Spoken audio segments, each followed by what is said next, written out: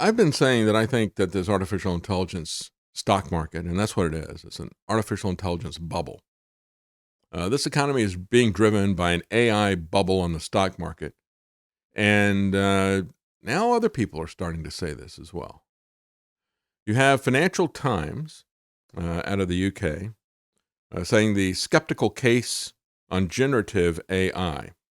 Hype is huge around the technology, but there's some uncomfortable truths that are being raised, they said. They said even by the breathless standards of previous technology hype cycles, the generative artificial intelligence enthusiasts have been hyperventilating hard. Trillion-dollar companies, including Alphabet, that's Google's parent company now, and Microsoft, declare that AI is the new electricity, or it's the new fire. And they are re-engineering their entire businesses around it. Never knowingly out-hyped, venture capital investors have been pumping money into the sector as well. 50 of the most promising generative AI startups have raised more than $19 billion in funding since 2019. Of these, 11 now count as unicorns with valuations above $1 billion. And of course, this is still chicken feed compared to what Trump gave Big Pharma. The difference is that this is real money. This isn't fiat promissory notes and kicking the debt can down the road, which is what he did with the money that he gave Big Pharma. And this is something that could evaporate because it has really hyped up the stock market. Stock market is not doing well except for artificial intelligence.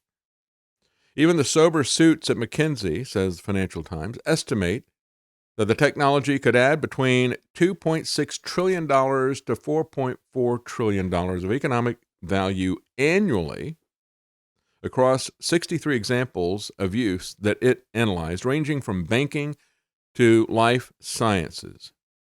In other words, in very rough terms, what they're telling us is that generative AI could create the equivalent of a new UK economy every year. Does that sound like that's hype? $3 trillion in 2021. Now, it isn't so much a question as to whether or not this is something that might eventually happen. But I keep going back and looking at the dot-com bust that happened. Late 1990s, you had the bandwidth started rapidly increasing, and people could see that there was going to be practical applications for the internet, as we have seen. And, the thing that had been hampering it was not having sufficient bandwidth. And so as that was starting to come in, you had this explosion. All kinds of dot-coms were being created, and it was a bubble. And that was the bubble that happened before the real estate bubble. And now we're back to another tech bubble. But the thing that killed, and again, when you look at real estate as a very good investment long-term, it's a great investment. They're not making any more of it, right? As they always say.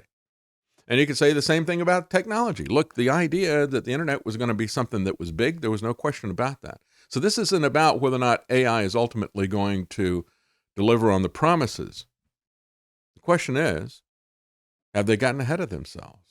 And that's what happened with the dot-com thing. It's also what happened with the real estate market, besides manipulation and securitization and the games that were being played by the big investors. That was, in a way, a different thing, but it was still nevertheless a bubble.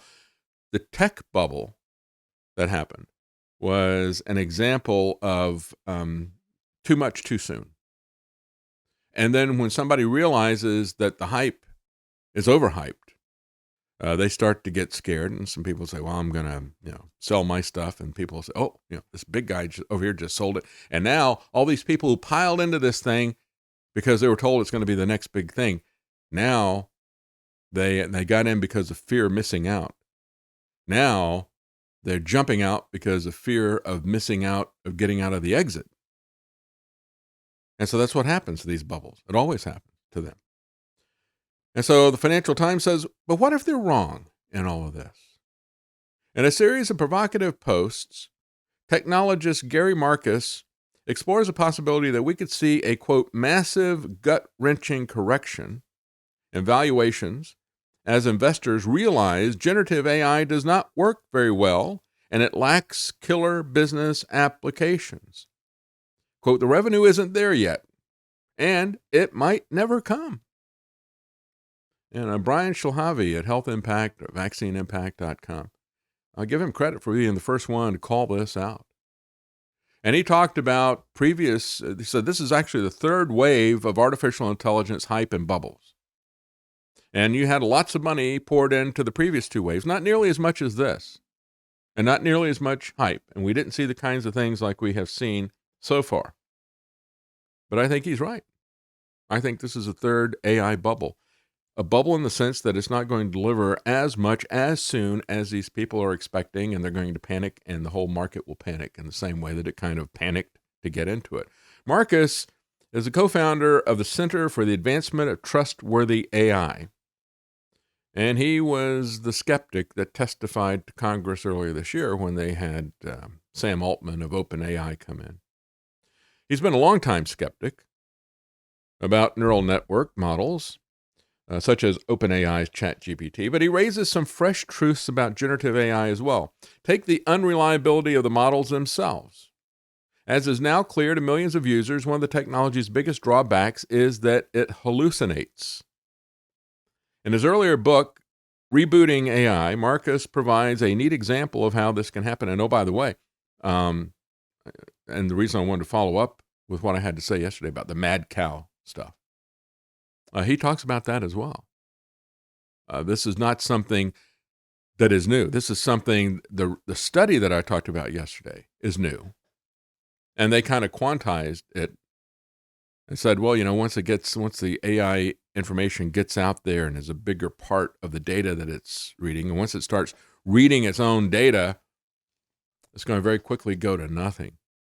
It gets really, really stupid. Just the opposite of what we're told. Oh, it's going to get so much smarter. It's going to be like Skynet. It's going to take over everything. It's going to kill us all. No. It's going to put out massive amounts of data that are garbage. It's going to consume that garbage. And just like cows that are fed the brains of other cows and spinal cords of other cows, it's going to get mad cow disease. And then if we eat it, just like mad cow disease, you eat a diseased cow, well, you get the human equivalent of that. Creutzfeldt-Jakob disease. Anyway, in his earlier book, Rebooting AI, he provides a neat example of how this can happen. He said, some AI models operate as probabilistic machines, predicting answers from patterns of data rather than exhibiting reasoning. And he gives as an example Google Translate. So there's a French word called avocat, which can mean lawyer, as an advocate, right? It can also mean avocado. And so if you type in the French phrase, should be translated, I eat an avocado for lunch, Google Translate picked the most statistically probable translation, which is not avocado, but advocate, essentially, and comes up with, I'm going to eat a lawyer for lunch. And we all know that's not true. It's the lawyers that'll eat your lunch, right? But Marcus argues that hallucinations will remain a feature rather than a bug, that it is unfixable using current technology. He says there's this fantasy that all these problems are going to go away if you just get enough data. But you can't succeed in crushing this problem with data alone. And then the other part of the issue that I talked about yesterday is the fact that the data is going to be increasingly contaminated with its own garbage. And that's yet another problem. So just scraping the internet, as OpenAI has said, we're going to go out there and we're going to start crawling the web and grabbing all this information. Well, as it does that, it's got a big issue if it can't distinguish between human and synthetic data. For some users, this inbuilt unreliability is a deal breaker, they said. Craig Martell, U.S. Department of Defense's chief AI officer, said last week he would demand a 5 nines level of accuracy. In other words, it has to be 99.999% accurate before deploying an AI system. Now, that's not all that unreasonable. As a matter of fact, if you look at text-to-speech stuff, for the longest time, I've looked at things, it's 95, 96, 97% accurate or whatever. And it can come across as total gibberish. You really do have to be 99.999% accurate in order for it to be reasonable. He says, I can't have some kind of a hallucination that says, oh yeah, put a widget A connected to widget B, and then it blows up. He said, many generative AI systems placed too high a cognitive load on the user to determine what is right or wrong. And that's really what you see with transcripts, computer-generated transcripts now, at least what I have seen. You got a better one than I've used, let me know. Even more concerning is the idea that content produced by generative AIs is polluting the data set. This is what I talked about yesterday, and I mentioned at the very end of the show 2 days ago, very briefly then, on which future systems will be trained, threatening what some have called model collapse. I think the analogy of mad cow disease is even better. This means that training sets will spew out more nonsense rather than less. It means that they get dumber and dumber and dumber, just like inbred royalty or inbred anybody, right? You don't have to be royalty to get inbred. We've had examples of that in rural areas in the U.S. Undaunted investors typically make 3 arguments about how to make money out of generative AI, says Financial Times. Even with its imperfections, they say, it can still be a valuable productivity tool. There are also many uses, ranging from copywriting to call center operations, where a 2.9 level of accuracy is okay. But the bottom line is we know how this stuff is going to be used. This is being pushed by DARPA. It's being pushed by the intelligence community. It's being pushed by the military because it's going to be very, very effective as Big Brother. Big Brother doesn't even have to have 2.9 of accuracy. They don't care if they grab the wrong people. They just grab more people, right? They don't really care if innocent people are swept up. Just go out there and search for people and send them to me. And secondly, the latest advances in AI allow data to be analyzed in real time. Again, surveillance. This is how it's going to be used. You think this is going to be something that's going to help us? No, this is something that DARPA and the military are using, and they're going to use it against us. They may not use it on their jets in the way that he was talking about, or another design, but you don't need to have a scalpel if you're Big Brother. You don't really care about any collateral damage that's being done to people. They'll enable the creation of new services and new business models yet unimagined. Well, we've had dystopian science fiction novels that have imagined it. It's not going to be Terminator Skynet. It'll be more like Terry Gilliam's Brazil. This totalitarian, stupid society that just runs roughshod over everybody's lives. For the moment, it's only cloud computing providers and chip manufacturers that are really making money in the generative AI boom, says Financial Times.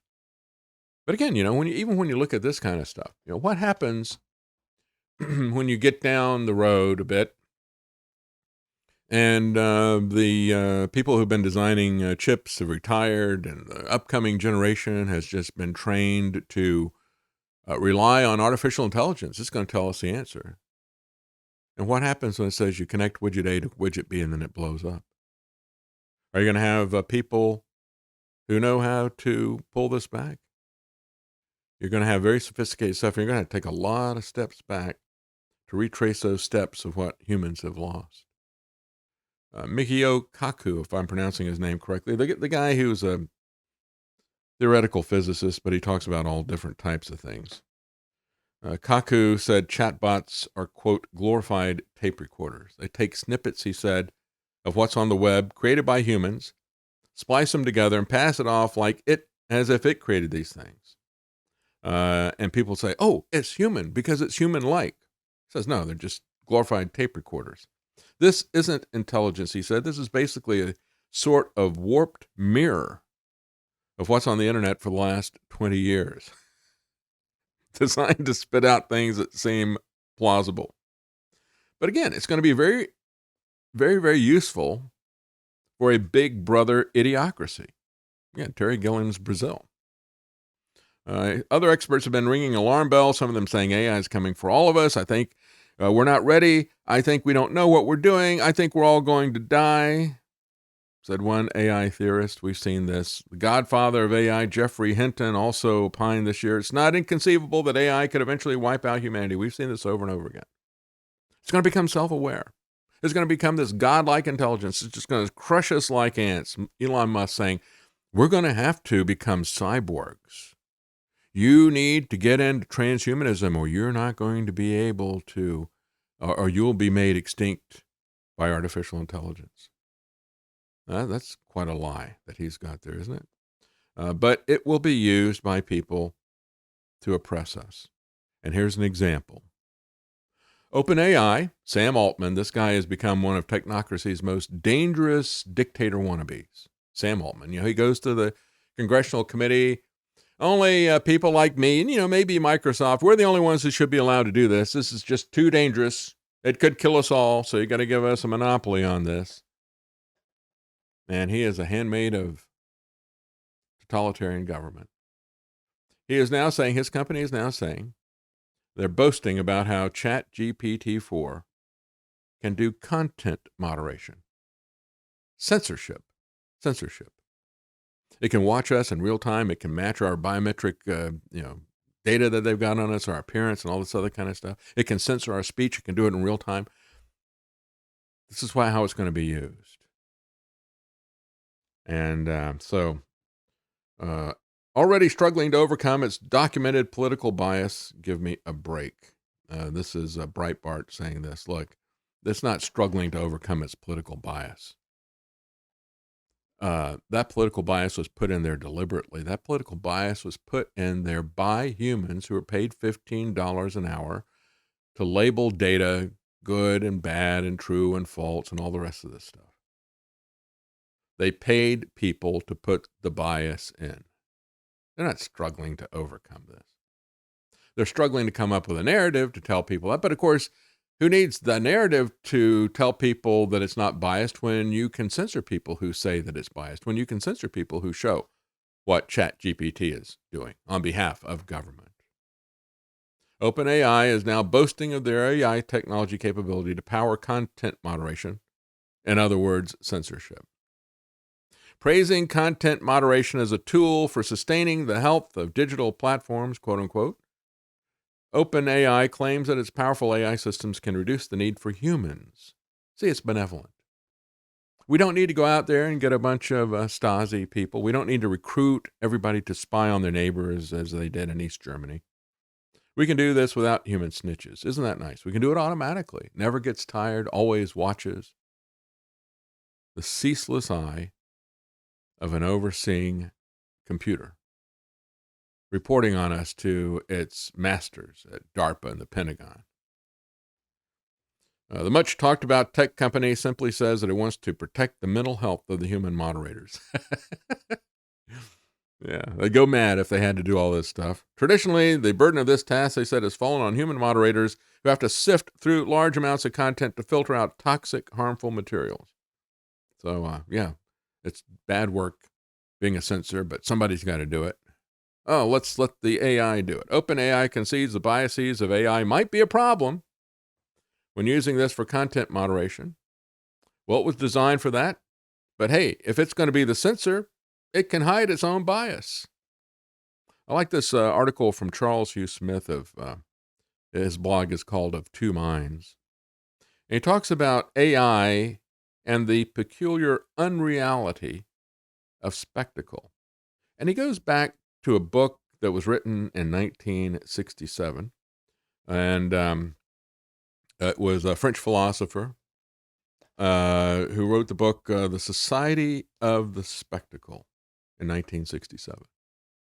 And here's what he said about the spectacle, and see if that doesn't describe this AI world perfectly.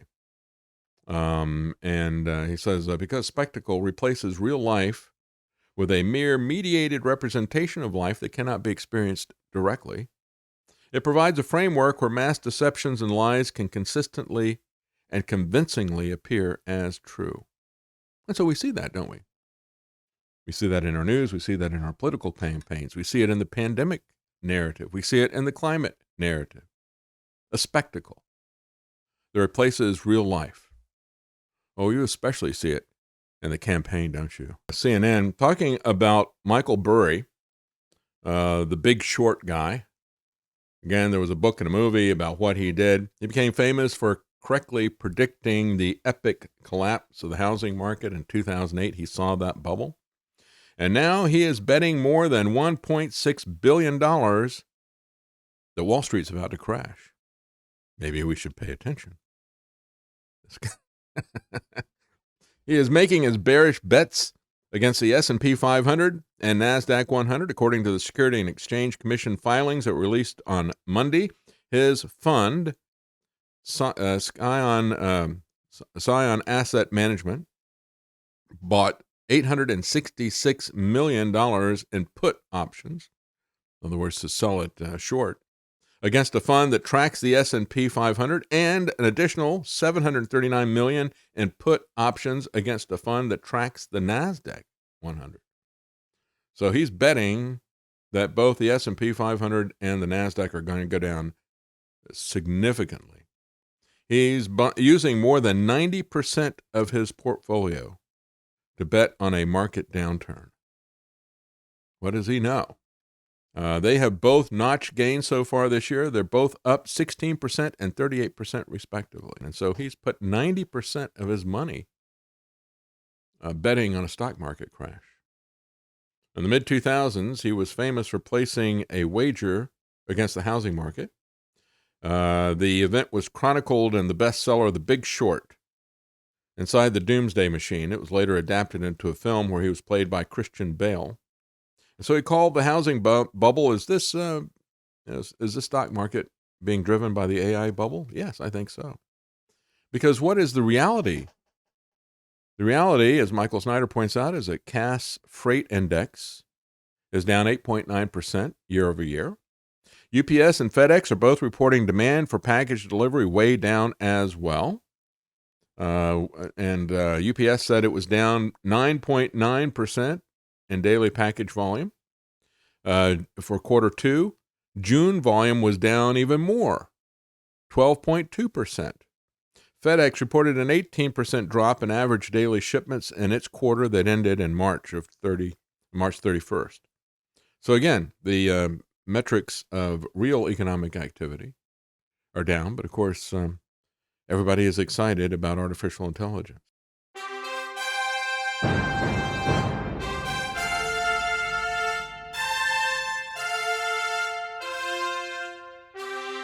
The common man. They created Common Core to dumb down our children. They created Common Pass to track and control us. Their Commons Project to make sure the commoners own nothing. And the communist future.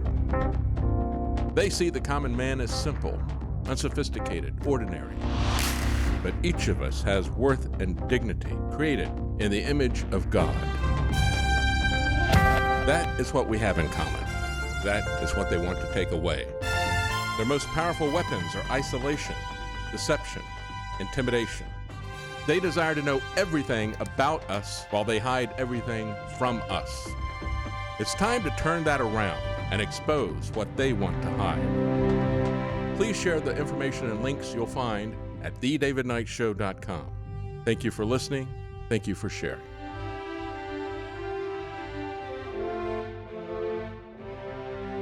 If you can't support us financially, please keep us in your prayers. thedavidknightshow.com.